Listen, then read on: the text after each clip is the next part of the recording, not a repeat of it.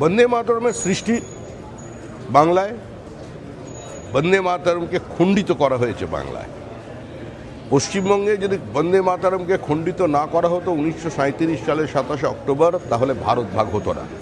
নেতাজি সুভাষচন্দ্র বোসকে যদি কংগ্রেস থেকে বিতাড়িত না করা হতো, উনি একমাত্র ব্যক্তি ছিলেন যিনি দাঁড়িয়ে বলতে পারতেন যে I do not believe in two nation, I believe in one nation, India can not be and will not be divided. সুতরাং বন্দে মাতরম গান করা নিয়ে এর আগেও পশ্চিমবঙ্গে বিতর্ক তৈরি হয়েছে। মদনলাল খুরানা দিল্লিতে মুখ্যমন্ত্রী হবার পর তিনি বন্দে মাতরম গাওয়া প্রত্যেকটি সরকারি স্কুলে বাধ্যতামূলক করেছিলেন। সে সময় কংগ্রেসের অফিসিয়াল স্টেটমেন্ট ছিল যে worst ever example of divisive politics. পশ্চিমবঙ্গের প্রাক্তন প্রয়াত মুখ্যমন্ত্রী বুদ্ধদেব ভট্টাচার্য বলেছিলেন যে আমার ভাবলে আশ্চর্য লাগে বঙ্কিমচন্দ্রের মতো একজন প্রতিভাবান উপন্যাসিক কী করে আনন্দমঠ উপন্যাসটি লিখেছিলেন। কংগ্রেসের তদানীন্তন নেতা সৌগত রায় বলেছিলেন যে বন্দে মাতরম বা আনন্দমঠের মধ্যে সাম্প্রদায়িকতা আছে। কমিউনিস্ট পার্টির প্রতিষ্ঠাতা সদস্য মুজফফর আহমেদ তার আত্মজীবনীতে তিনি লিখে গেছেন, Bankim's Bande Mataram from beginning to end is full of hatred. A boy who is Muslim, it is not unaccepted to him because by upbringing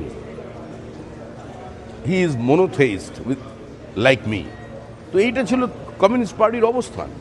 সুতরাং পশ্চিমবঙ্গে বন্দে মাতরমের বিরোধিতা হবে, বঙ্কিমচন্দ্রের বিরোধিতা হবে, রবীন্দ্রনাথ ঠাকুরের জনগণ মনোধি নিয়ে পঞ্চম জর্জের সঙ্গে ঝুলে দেওয়ার চক্রান্ত চলবে, এটা স্বাভাবিক ব্যাপার।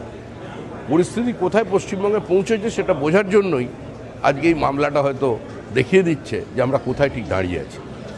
জব কার্ডেও দেখা যাচ্ছে 21 লক্ষ জালিয়াতি। চিরকালই ছিল এই অভিযোগ, তো দীর্ঘদিন সমস্ত বিরোধী রাজনৈতিক দলের জব কার্ড নিয়ে তাদের বক্তব্য রেখেছে। আর তৃণমূলই তো অবৈধ হয়ে গেছে, তৃণমূলের বৈধতা নিয়েই প্রশ্ন উঠে গেছে।